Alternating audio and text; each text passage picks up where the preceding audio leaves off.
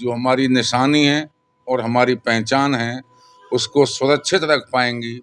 इसलिए हम महाराजा साहब से मांग करते हैं कि इस मोती महल की जो संपत्ति है, इसको एक ट्रस्ट बना करके ये जो लोग इसको बेचने डोल रहे हैं, उनसे बचा करके इसको जनता के दर्शनार्थ खुला रखा जावे।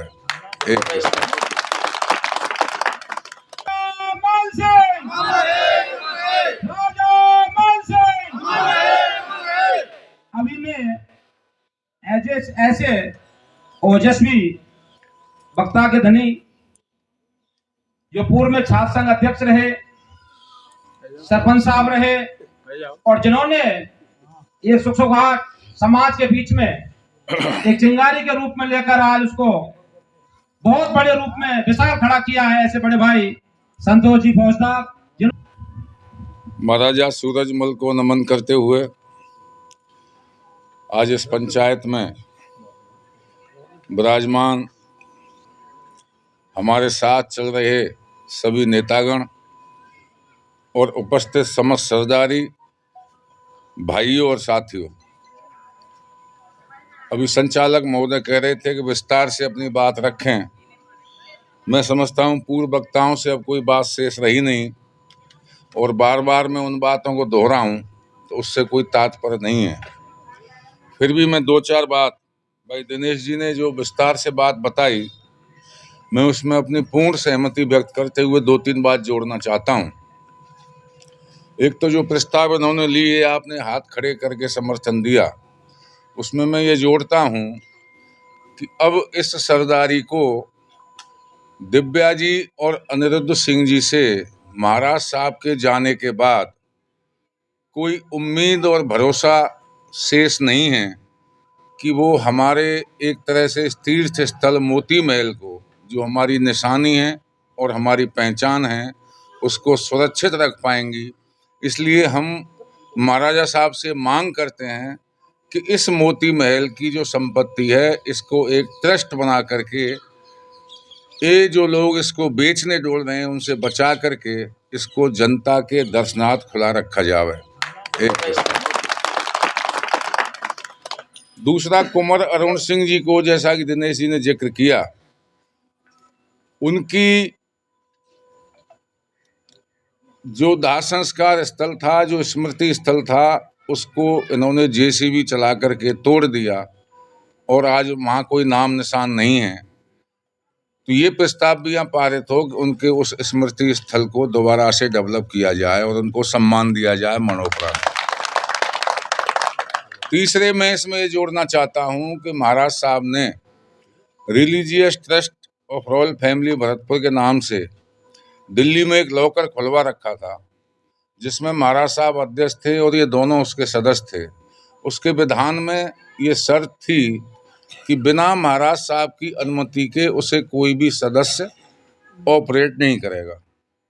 इन लोगों ने जब ये झगड़ा शुरू हो गया तो उसके बाद सबसे पहले उस लॉकर का ऑपरेशन कर दिया और गत 2 सालों में 17 बार उसमें से सामान निकाला, जिसमें बेशकीमती हीरा, जवाहरात, सोना और सब कुछ था। महाराज साहब के एटीएम और काफ़ी शेयर, वो सब निकाल लिए और आज उस एटीएम, उसको लॉकर को बिल्कुल खाली करके बंद कर दिया। तो ये FIR 507/24 मथुरा गेट में जो मुकदमा दर्ज है, इसमें प्रशासन कार्रवाई करे और उस सारे माल को बरामद करके जो जनता का पैसा है उसको महाराज साहब को दोबारा से सौंपे। तो ये प्रस्ताव आप पारित करेंगे, अगर सहमत हैं तो हाथ खड़े करके इसको पास। दूसरी, यश चौधरी जी ने, मेरे छोटे भाई हैं डॉक्टर साहब, कुछ बातें कही, मैं उनकी बातों का स्वागत करता हूं और आपका भी विशेष रूप से आभार व्यक्त करता हूं, स्वागत भी करता हूं कि आप इस मुहिम में आज यहाँ शामिल होकर के प्रत्यक्ष रूप से जुड़े। आपने कहा कि इस तरह की जो मारपीट की चर्चाएं हो रही हैं जो महाराज साहब के साथ हुआ, इसको अदरवाइज मत लेना, क्योंकि ये जो पंचायत का रूप है, इसमें हो सकता है मुझे कोई जानकारी नहीं हो, प्रधान जी को हो तो मैं इनकी बात से सहमत हो जाऊं, मेरे को जानकारी नहीं हो तो मैं आपकी बात से सहमत हूँ। ये एक चर्चा है अपने आप को दुरुस्त करने की। तो मैं आपकी जानकारी के लिए बता दूं कि इस झगड़े के बाद दिया कुमारी जी ने अपने महल पर जयपुर में, जो अब वर्तमान में राजस्थान सरकार की उप मुख्यमंत्री हैं, उन्होंने दिव्या जी को, अनिरुद्ध को और महाराजा साहब को बुलाया। वहाँ ये शर्त रख दी गई कि मोती महल को कल ही मेरे नाम कराओ तो राजीनामा होगा। महाराज साहब ने मना कर दिया तो उनके सामने ही महाराज साहब से दोबारा मारपीट कर दी गई। अब इसमें हमारी इज्जत रह गई थी क्या जयपुर में? पहले महल पे हो गई, वो छोड़ दो। और मैं आपकी बात से सहमत हूं, हर आदमी ये कोशिश करता है कि मेरे घर की बात बाहर नहीं जाए। उसी चक्कर में 2021 से ये मामला चल रहा है, 4 साल हो गए महाराज साहब को भी, हमको भी और आप सब सरदारी को भी, कि शायद सद्बुद्धि आवे और ये बात दबी की दबी रह जाए। लेकिन हम तो और आप सोचते रहे, और महाराज साहब चूंकि उस परिवार के मुखिया हैं, वो भी सोचते रहे। बात यहाँ तक पहुँच गई कि जेवर, हाथी के दांत, शेर के मुंह, वो सब तो गए। जो हमारी आपकी सबकी पहचान थी, हमारा झंडा, जो उनकी व्यक्तिगत प्रॉपर्टी नहीं है, जैसा कि बताया, वो हमारे राजा महाराजाओं के पराक्रम, शौर्य और भरतपुर के लाखों लोगों की कुर्बानी और उनके खून से सींचा हुआ निशानी थी, झंडा था, उसको भी उतार के फेंक दिया। और ये काम मैं नहीं समझता कि भरतपुर की सरदारी का पगड़ी उछाल के से कम है कोई। तो अब चुप कब तक रहें, सवाल ये आ जाता है। अब बचा क्या है? जब पगड़ी उछल गई तो उसके बाद हमारी सरदारी में कुछ बचता नहीं है कि अब और इंतजार किया जाए। अगर आज महसूस होता है कि हम उस समय अगर एक्शन ले लेते, सरदारी एक्शन ले लेती, तो शायद बात यहाँ तक नहीं पहुँचती। हमारी चुप्पी, हमारी समझदारी, हमारी शर्म दूसरे आदमी हमारी कमजोरी समझ रहे हैं। कुछ लोगों ने कल पोस्ट डाली कि साहब क्या कानूनी राइट है किसी के घर में जाकर के और हम झंडा फहरा दें। तो मैं उनको ये जवाब देना चाहता हूँ आज इस पंचायत के माध्यम से कि हम भी लॉ ग्रेजुएट हैं, थोड़े बहुत पढ़े लिखे हैं। हमने बाकायदा प्रशासन को 15 दिन पहले कलेक्टर को ज्ञापन दे दिया कि ये हमारी पगड़ी है, हमारी पूर्वजों की निशानी है, इसमें भरतपुर की आस्था जुड़ी हुई है, भरतपुर की आत्मा, लोगों की आत्मा इस झंडे में जुड़ी हुई है, इसको हम मोती महल पे लगा के रहेंगे। और कल कलेक्टर ने उस कागज को एसडीएम भरतपुर को भेजा परमिशन के लिए, हमने परमिशन मांगी थी। कल उन्होंने फॉर्म दे दिया, उनका फोन आ गया। आज मैं उस फॉर्म को बाकायदा भर के दे के आया हूँ और बाकायदा आपको प्रदर्शन की और धरने की कानूनन परमिशन मिल रही है। और लास्ट में हमसे एसपी और कलेक्टर दोनों ने कहा, जब हमको ने उनको ज़्यादा कुरेदा कि आप निश्चिंत रहिए, हमारी महाराज साहब से निरंतर बात हो रही है, हम उनके निरंतर संपर्क में हैं। तो अब तो कुछ बचा नहीं है। अब कहते हैं साहब दूसरे का घर, भाई जो अनिरुद्ध जी ने अलग से घर बनाया है 22 करोड़ का, मैंने तो देखा नहीं, महाराज साहब ही बता रहे थे, उसकी तरफ तो हम ढूंढेंगे भी नहीं। लेकिन जो हमारे महाराजाओं ने मकान बनाया मोती महल, ये झंडा हम उस पर लगा रहे हैं, ना कि अनिरुद्ध सिंह के मकान पर जो अलग से बनाया है। और वो जैसा कि मैंने कहा कि आपकी निजी संपत्ति नहीं है, हमारे पूर्वजों की और हमारे शौर्य की, हमारे बलिदान की निशानी है, उसमें निश्चित रूप से हमारा खून का अंश है, वो किसी की निजी संपत्ति नहीं है। और हमें पूरा हक है कि हम अपने उस तीर्थ पे झंडा लगाएंगे, कोई नहीं रोक सकता। इसके लिए हमें किसी कानून की जरूरत नहीं है। अगर दूसरी बात है कि महाराज साहब इसका भी कोई कानूनी हल निकाल दें, वो कुछ चीजें उन पे भी छोड़नी चाहिए। जब लड़ाई होती है तो पूरा परिणाम हमारे सामने नहीं आ सकता। युद्ध तो युद्ध है, कुछ चीज समय और ईश्वर पे भी छोड़ी जाती हैं, ये सोच करके हमने लड़ाई शुरू की थी।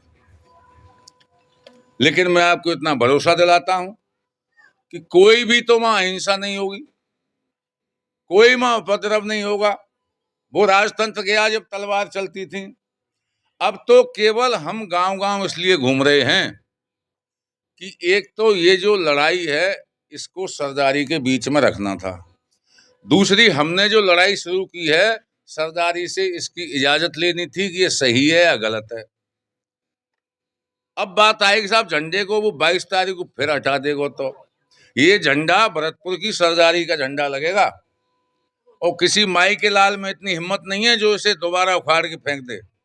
और अगर किसी ने दोबारा फेंका तो फिर हम सरदारी में नहीं आएंगे, क्योंकि सरदारी से तो इजाजत मिल गई कि झंडा यही रहेगा। फिर हम दोबारा लगाएंगे, वो सुबह उतारेगा, हम 1 घंटे बाद लगाएंगे, और जरूरत पड़ी तो कुछ भी करने को हम तैयार हो जाएंगे, क्योंकि अब आपकी भाई दिनेश और ये सब जो लोग बैठे हैं, ऐसे युवा 100-200 लोग हम सब भरतपुर में रहते हैं। चूंकि आपकी परमिशन है, इसलिए बार बार आपसे पूछने की जरूरत नहीं है। ये आपको विश्वास दिलाते हैं कि एक बार महाराज साहब को ये दिखा दो कि सरदारी उनके साथ है। बहुत बढ़िया। उसके बाद इस झंडे की तरफ कोई देख भी जाए तो हमारी मूंछ काट लेना। और मैं इसलिए कह रहा हूं कि इन 4 सालों में महाराज साहब बहुत कुंठित हुए हैं। और डॉक्टर यश जी, क्या इसमें हमारा सम्मान बढ़ रहा है कि महाराज साहब मोती महल छोड़ के 4 साल से 10x10 की कोठरी में रह रहे हैं जहाँ पानी भरा हुआ है? इसमें हमारा कोई सम्मान बढ़ रहा है या महाराज साहब की बेइज्जती नहीं है? एक जोड़ी कपड़े जो वो पहन के महल से निकले वो लेके निकले। और उन्होंने खुद ने बताया, मैंने कई बार कहा है कि हर चीज सार्वजनिक नहीं करनी चाहिए। डॉक्टर साहब की बात का मैं समर्थन करता हूं, लेकिन अब अति हो गई है। 4-5 जोड़ी अचकन और वो राजा महाराजाओं के ऐसे कपड़े उन्होंने बनवा रखे थे। किसी राजा महाराजा की शादी में जाने के लिए निमंत्रण आया तो उनमें हीरा जवाहरात के बटन थे, उन बटनों को भी काट लिया और उन कपड़ों को कैंची से काट के कुएं में फेंक दिया कि जैसे ये तो मर गए, वहीं नहीं। तो बचा क्या है? वो तो ये इंतजार कर रहे हैं कि कब मरे और कब पटवारी या मोती महल हमारे नाम चढ़ावे और हमें बेच बाच के अपने चल दें दुबई या लंदन, जहां भी उनको जाना है। हमारी लड़ाई ये है कि मोती महल हमारे पुरखों की पहचान है, विरासत है, और वो कौम या वो सरदारी किसी काम की नहीं जो अपने पूर्वजों की धरोहर को, विरासत को सुरक्षित रखने में नाकाम हो। अगर हम सूरजमल के वंशज हैं तो केवल सिर गिनाने महाराज साहब को दिख जाना चाहिए कि किसी आह्वान पर सरदारी मेरे साथ खड़ी है। और अगर आपने उस दिन ये बात पूरी कर दी तो यही महाराज जिनके बारे में आप कह रहे हो वो थक गए, एक टांग पे घोड़ा ही नहीं डोले 22 तारीख से, तो मुझे बता देना। लेकिन ये ताकत अब सिर्फ सरदारी के हाथ में है कि हम आपके साथ हैं, आप आगे बढ़िए। तो बहुत सारी बातें हो चुकी हैं। मैं तो पुनः आपसे यही निवेदन करना चाहता हूं, 21 तारीख को सिर ज्यादा से ज्यादा दिखें लोकतंत्र में। अब कोई झगड़े टंटे नहीं होने, सिर्फ ये है कि भाई महाराज के लिए 2 लाख आ गए या 5 लाख आ गए। हरियाणा से लोग आ रहे हैं, दिल्ली से लोग आ रहे हैं, अभी करावली हम मीटिंग में जाएंगे, कल हिंडौन की 84 की मीटिंग है। मुझे तो ये लग रहा है ऐसा नहीं हो भरतपुर की सरदारी कम पड़ जाए और बाहर की ज्यादा आ जाए, तो ये भी हमारे लिए शर्म की बात है। इसलिए आपसे निवेदन करने आए हैं। मैं धन्यवाद देता हूं भाई भूपेंद्र जी को, जिन्होंने हमें करई की सभा में आश्वासन दिया कि मैं इस बीड़ा को उठाऊंगा। उसी क्रम में आज वो फिर हमारे बीच हाजिर हैं और निर्दयी में पूरी कमान संभाले हुए हैं। उम्मीद करता हूं कि ज्यादा से ज्यादा संख्या में जो हम सब लोगों की भावना है भरतपुर पहुंचने की, उसके अनुरूप आप आने का कष्ट करेंगे। इतना ही निवेदन आपके बीच करने आए थे। धन्यवाद। राव राम साहब, जय हिंद।